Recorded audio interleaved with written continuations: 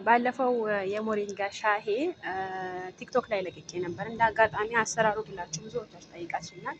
አሰላሙ አሌይኩም ወራህመቱላሂ ወበረካቱ። ውድና የተከበራችሁና የተወደዳችሁ የሙአይነ ቤተሰቦች እንዴት ናችሁ? እንዴት ሰነበታችሁ? እንዴት ሀረማችሁ? እንዴት ቆያችሁልኝ? ሁሉ መልካም፣ ሁሉ አሪፍ፣ ሁሉ ተማም ከኔ ጋር ሁሉ አሪፍ አልሐምዱሊላህ። ውዶችዬ፣ የኔ ውዶችና የኔ ማሮችና የኔ ጀግዶችና የኔ ፍቅሮች ላይክ፣ ሼር፣ ሪፖስት አትርሱ። አበረታቱኝ። ከጎኔ ሆኑ። ከጎኔ ስትሆኑ ደግሞ ለበለጠ መረጃ ለመስራት ጉጉት ይኖረኛል ማለት ነው። ሁላችሁም ስሩ እስኪ ስሩ። ከስሉ ምንድነው ላይኩን አርጉ። ላይክ ስታደርጉ ደግሞ እኔ ለበለጠው መረጃ እናንተ ጋር ይዤ ብቅ እላለሁ ማለት ነው። ሌላኛው ነገር ደግሞ ስለ ሞሪንጋ ሻሂ ለምን ይጠቅማል አላችሁ? ስለ ሞሪንጋ ሻሂ ብዙ ጥቅሞች አሉት ችላችሁ ከጠጣችሁት ማለት ነው። ሌላኛው ነገር ማለት ነው ሞሪንጋ ሻሂ ያከሳል ወይ ብላችሁ በጠየቃችሁ በጣም እንደውም ሽንት ቤትም ያራሩጣል አትሉ? ሽንት ቤትም በጣም ያራሩጣል። እኔ ስለተጠቀምኩት ነው። ግን የተጠቀምኩት ሞሪንጋው ብቻ ሳይሆን ሞሪንጋው ብቻ ስትጠቀሙት በጣም ይሸታል። ደግሞ አንደኛ ይሸታል፣ ሁለተኛ ነገር ደግሞ ጣዕሙ በጣም ምር ነው። እናንተ ምንድነው ማድረግ ያለባችሁ መሰላችሁ? ዝንጅብል እና ደግሞ ትንሽ ቀረፋ ብታረጉበት በጣም አሪፍ ነው። እኔ እንደተጠቀምኩት ማለት ነው። እና ትንሽ ስኳር አድርጌበታለሁ። ለውፍረት በጣም ያስፈልጋል። ለውፍረት ምናምን ለመቀነስ ወላይ ከፈለጋቸው አረቦቹ ይሄ ሞሪንጋ የሚባለው ምንድነው ብላችሁ ብጠይቋቸው ይነግሯቸዋል ማለት ነው። ስለዛ በጣም አሪፍ ነው፣ ተጠቀሙት። እኔ በጣም ወድጀዋለሁ። ሽንት ቤት ምናምን ያራሩጣል። ስለ ሞሪንጋ ሻይ ደግሞ የማታውቁ እኔ እነግራቸዋለሁ። ብዙ ነገር ጥቅሞች አሉት። እስኪ ሲጀመር እኔም ባልነግራችሁ ማለት ነው ጉግል ክሮም ላይ ገብታችሁ ሞሪንጋ ለምን ይጠቅማል ብላችሁ መጠየቅ ትችላላችሁ። ጉግል ክሮም አይዋሽም። ስለ ሞሪንጋ ሻሂ ሞሪንጋ ምንድን ነው ለምንስ ይጠቅማል ብላችሁ ጉግል ሰርች ስታደርጉት ይመጣላችኋል። ስለዛ ጉግል ክሮም ላይ ገብታችሁ መጠየቅ ትችላላችሁ። እጅግ በጣም አሪፍ ነው፣ በጣም ከምነግራችሁ በላይ። ስለዛ እናንተ ማድረግ ያለባችሁ ይሄ በ2 ኩባያ ውሃ እና ይሄ ሞሪንጋው እና ደግሞ ትንሽ ዘንጅብል አድርጋችሁ አንተክትካችሁ ከለሩ እንደ ቅጠልያ ነው የሚሆነው። ያ እስከሚሆን ድረስ አንተክትካችሁ እስከ 20 ደቂቃ እስከ 10 ደቂቃ አንተክትካችሁ መውሰድ ትችላላችሁ በባዶ ሆዳችሁ ወይ ምግብ ከበላችሁ በኋላ። ሁለቱም ያው ነው። የመቀነሱ በጣም እጅግ ስፋት አለው። እና ደግሞ ስትጠጡት ሽንት ቤት እንዲያራርጣችሁ የማስታወክ ባህሪ የማቅለሽለሽ ባህሪ ሊኖሩ ይችላል።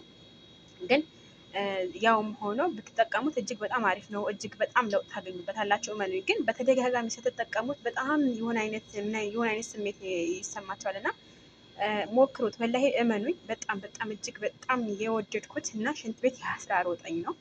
በነገራችን ላይ ሽንት ቤት ምናምን ስንሄድ አሁን አረብ ሀገር የምንሰራ እህቶቻችን እርግጠኛ ነኝ ሽንት ቤት አንሄድም አብዛኞቻችን። በቃ ሽንት ቤት እኔ በበኩሌ ነው እየነገርኳቸው። እንዲያውም ባለፈው እኔ ጥቁር ማር ጠጥቼ ነው ሽንት ቤት የሚሄደው ምናምን ብያችሁ ነበር እና በሱ እጅግ በጣም አሪፍ ነው ብትጠቀሙት።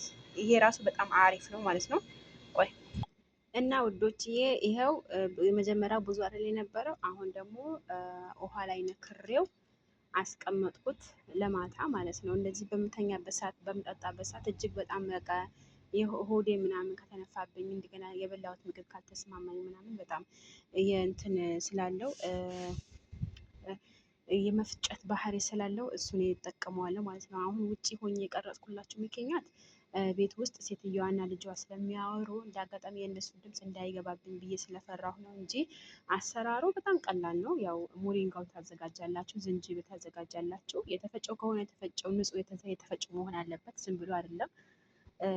እና ደግሞ ትንሽ ቀረንፉል ብታደርጉበት የተሻለ ነው። በቃ በጣም ጣዕሙ እንዲለይላችሁ ማለት ነው። አሁን እኛ ሞሪንጋ የሚባለው አሁን በውጪ ነፍ ነው ያለው፣ በሁለት ቦታ ነው እንደውም ያለው ማለት ነው። የትም ደግሞ በተለይ ይሄ አብሃም ይሄ ወደ ገጠር አካባቢ ትኖሩ ውጪ ላይ አይጠፋም ሞሪንጋ ማለት ነው። ውፍረት ምናምን ካስቸገራችሁ የሚገርማችሁ አንድ ልጅ ምን እንዳለች ታውቃላችሁ? ወላሂ ባለቤቴ እንደዚህ እያለኝ ነው፣ በጣም ወፍረሻል፣ ምግብ አቁሚ እያለኝ ነው ብላ ወላሂ ስቅስቅ ብላ ነበረ ውስጥ መስመር መታ ያለቀሰችብኝ። እና ግን የግርም የሚለኝ ነገር ባሎቻቸው ራሱ እንደዚህ ካልዋችሁ የራሳቸው እንትን ምን እንደሚሆን ራሱ እኔ በጣም ይገርመኛል። እና እኔ በጣም ነው የገረመኝ። እና ባለቤቷ ሆኖ ካጠገቧ ቆሞ በቃ ካጠገቧ ቆሞ አብሽሬ ትቀንሻለሽ፣ ቀላል ነው፣ ስፖርት አስጀምርሻለሁ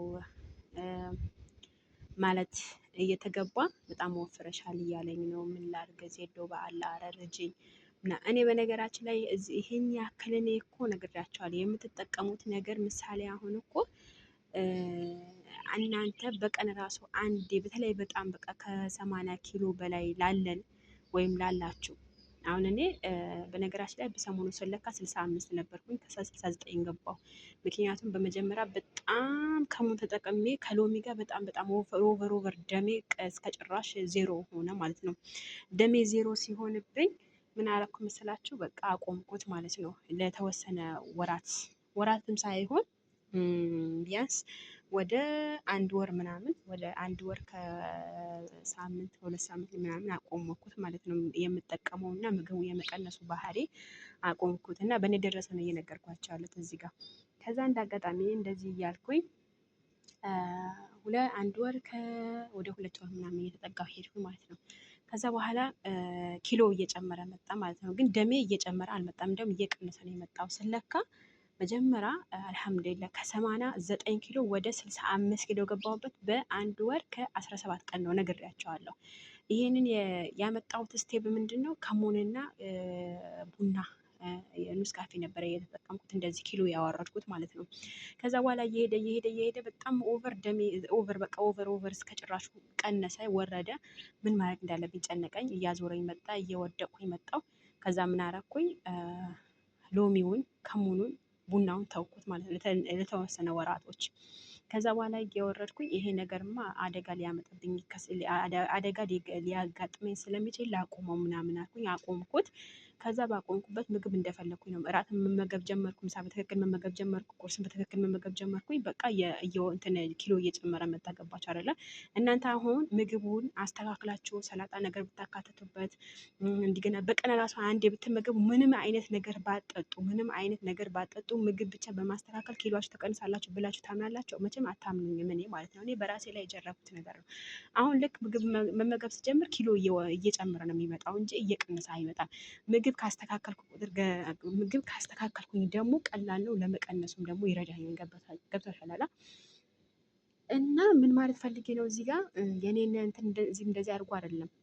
እናንተ የምትችሉ ከሆነ እውነት ቅዋ ካላችሁ እውነት እቀንሳለሁ እሞክራለሁ ለምትሉ ከሆነ እናንተ ምግብ መቀነስ ነው ያለባቸው እዚህ ጋር ማለት ነው። እና አንዷ መታ 135 ኪሎ፣ አንዷ 150 ኪሎ፣ አንዷ በሰሞኑ ነግሬያቸዋለሁ አይደለ? በአንዱ ቪዲዮ እንደውም ነግሬያቸዋለሁ። እንደው 135 ኪሎ ናት እና በጣም ግዙፍ ነው ሰውነቷ። እንደው 150 ኪሎ እንደዚህ እንደሷ ግዙፍ አይደለች። ምን ግርም ይለኛል አንዳንዴ ማለት ነው። አሁን ከሷ የበለጠችዋ በጣም 150 ኪሎ ናት። አንዷ 135 ኪሎ ናት። 135 ኪሎ በጣም ግዙፍ ናት ሰውነቷ። 150 ኪሎ ደግሞ እንደሷ አይደለችም። እኔ በጣም ይገርመኛል። ለምን በቃ በምንድን እንዳሰብኩት ታውቃላችሁ? በቃ በሰውነታችን ያለው አጥንት ስፋትና ጥበብ የሚባል ነገር አለ። አሁን የኔ አጥንቶች በጣም ሰፋፊ ናቸው። ከበላው በጣም ነው የምወፍረው፣ በጣም ከምነግራችሁ በላይ። ካሰብኩም እንደዛው፣ ከተጨናነኩም እንደዛው። እኔ በምግብ ብቻ አይደለም የምወፍረው። በነገራችን ላይ በምግብ ብቻ በወፍርማ በጣም ጥሩ ነበር እና እኔ እንዳውም ከበላው ብዙም እንደዚህ ዝጥጥ ያለ ሰውነት አይኖረኝም። ግን ከሀሳብ ከተጨነኩ በጣም እወፍራለሁ። ለምን እንደሆነ አላውቅም። እኔ ምን አይነት ውፍረት እንደሚሆንም አላውቅም። ግን እኔ ሳስበው ምን እንደሆነ ታውቃላችሁ ውዶችዬ? እናንተ አሁን አለብኝ ብላችሁ ምግባችሁን ካስተካከላችሁ፣ በተለይ አሁን ይሄ ከብዙ ነገር ይሄ ዳቦ ነገር፣ ፓስታ፣ መኮሮኒ፣ ዘይት የበዛበት ነገር፣ ድንችም፣ ቢዛ፣ በርገር ምናምን ካልበላን ወላሂ እመኑ ሰውነታችን በትክክል ይስተካከላል። ይሄ ጠጡ አልላችሁም እናንተ። ከዛ ምን አደረኩኝ እኔ ኪሎ እየጨመረ ምናምን ሲመጣ ሴትዮ አቦ በጣም ቀንሼ ነበር እኮ። አዎ እንደቀነሽማ እኮ አውቃለሁ፣ አንቺ ተጠቀምሽ እኮ እኔም እየተጠቀምኩ ነው አለች። እኔ በጣም ሳልኩባት። ከዛ እኔ ፊቴ አሁን በአሁኑ ሰዓት ፊቴ ምንም የለም። በቃ ፊቴ በጣም እየከሳ ነው እየመጣ ያለው።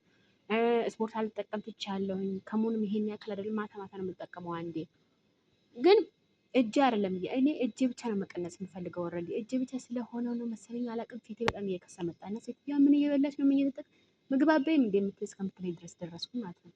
ከዛ ይሄ ሞሪንጋ ጠጪ አለችኝ።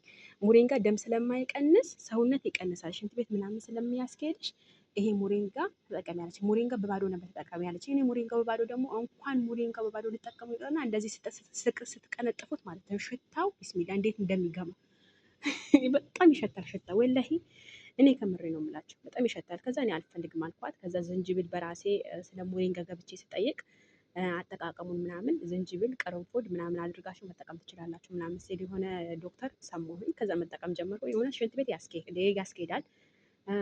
እንደዚህ የማያስፈልጉ ስቦችን ያቃጥላል። ከፈለጋችሁ ሞሪንጋ ለምን ይጠቅማል የሚለው ጉግል ክሮም ላይ ገብታችሁ ጠይቁ ብያችኋለሁኝ። እልሙህም ላይክ እና ሼር አትርሱ። አዲስ የሆናችሁ ደግሞ በላይክ አዲስ የመጣችሁ ደግሞ በሰብስክራይብ አግዙኝ። መልካም ቀን።